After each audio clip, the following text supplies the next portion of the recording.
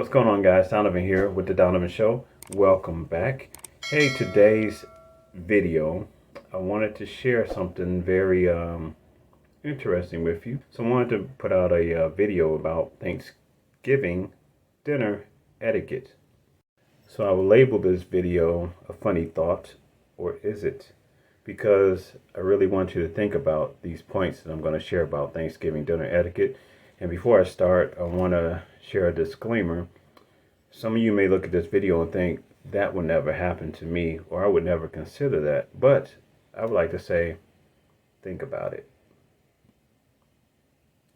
All right, now first I want to just talk about what etiquette is. And if you're like me growing up, you've learned all forms of etiquette. You've learned the proper procedure on how to set the silverware, the napkins around the table.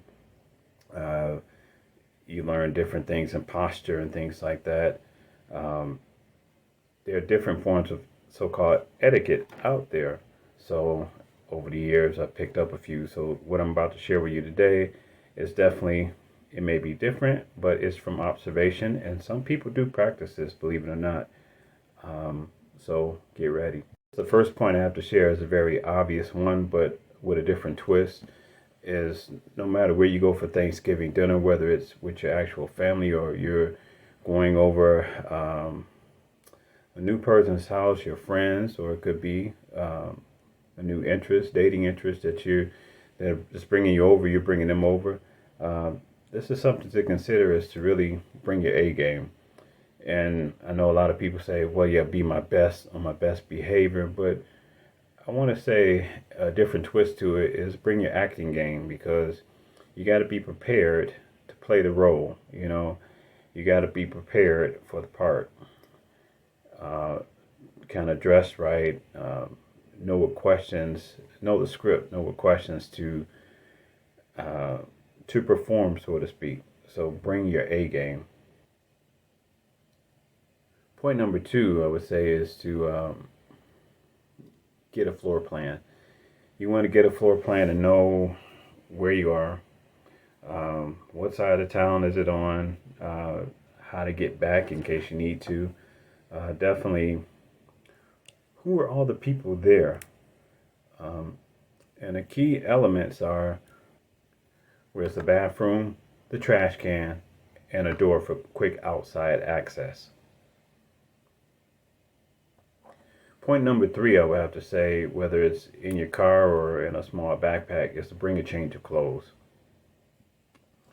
Is what you decided to wear too much or too little?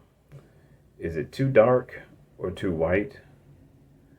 Are others around you a messy eater, or are you a messy eater? Does someone around you look sick, or do you feel sick? Be prepared with a change of clothes. Point number four, I would have to say, is bring your arsenal. Now, what I mean by that? Well, in a way, you're about to go to war, because you want to be prepared for what's coming, what battle is coming. So you want to have your arsenal, and I break it down to SUS. So the S, the first S, stands for seasonings, because not everybody has the same flavor in their food that you like. So you want to be prepared. I know we joke about the hot sauce in the bag, but there are people who have the mayo in the bag, the Miracle Whip in the bag, the salt and pepper in the bag. They have different seasonings in the bag, in the pocket or whatever, just to the seasonings, to add a little seasoning to the food. The U, I would have to say, is for utensils. Even though the dinner table is set real nice and neat, you may look at the silverware and notice that it's not clean. It's kind of dirty, and you don't want to get food poisoning or anything like that. You want to eat on some clean utensils, so you might want to bring your own. Bring some plastic silverware or something. I'm not saying I do this, but think about it. The other S is senses, because of, you never know what the situation is, whether people could be coming from work, because some people have to work on Thanksgiving and they come straight to dinner. They have to come from work, and so they may smell like work. Or I'll say the most obvious one. After you know what bathroom is and many people are using it, you want to cover up your tracks, or even give other people the grace of covering up their tracks. So you want to have some senses. You want to have a little can of Febreze or Lysol, something that will freshen up the atmosphere. Or you may even want to have some Tic Tacs for you or your neighbor. So have some senses. Bring some senses when you come into a dinner as well. I'd say point number 5 is another obvious one, is to bring a backup person, someone who you can trust, who knows the script as well, so you can get out the situation if you can. Or if it happens to be an ex that pops up that your family invites, or a person that your family invites, then you have that backup person to help you to back up out the situation. You also have that person to help you with the conversation. They'll help you with getting to another place to go. Backup person is a great thing to have for Thanksgiving dinners, Christmas dinners as well. Point number 6, I would have to say, is don't get caught up in other people's cooking. Don't get caught in that trap. I mean, people will bring dishes, they will decide to make new things for that dinner. And one thing I've learned is that you want to do that beforehand. Some things come out great. Some people are great at doing that. They try something new and it's seasoned just right, or it just comes out great. But some, not that much. So you want to be aware not to get caught up in the cooking. That's why I said bring the seasonings, bring a change of clothes.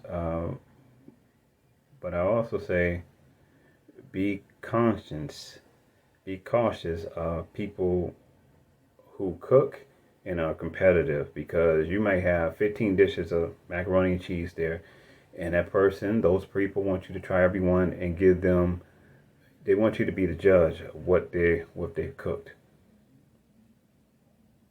Don't get caught up in other people's cooking.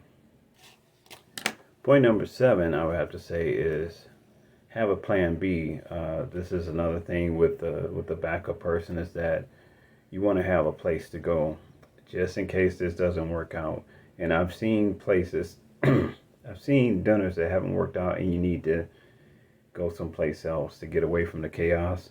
So have a backup plan. And I mean, not just saying you got some place to go, I mean actually having a place to go, so that your day is not ruined because of something that happened at a party, or a dinner, but that you're covered with another plan, someplace to go and enjoy your Thanksgiving.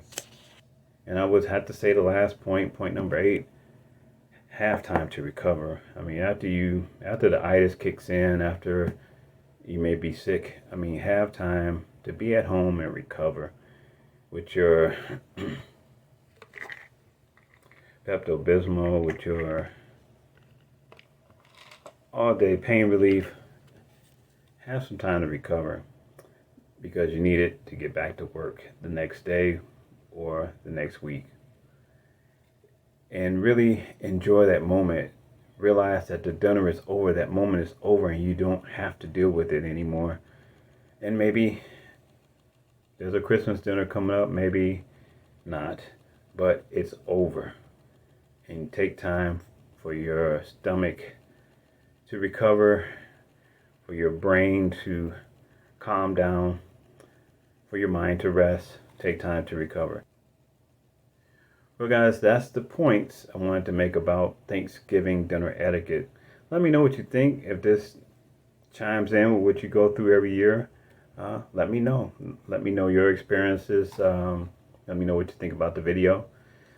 But that's it for today, guys. Enjoy your Thanksgiving, and we'll see you in the next video. Donovan out. Peace.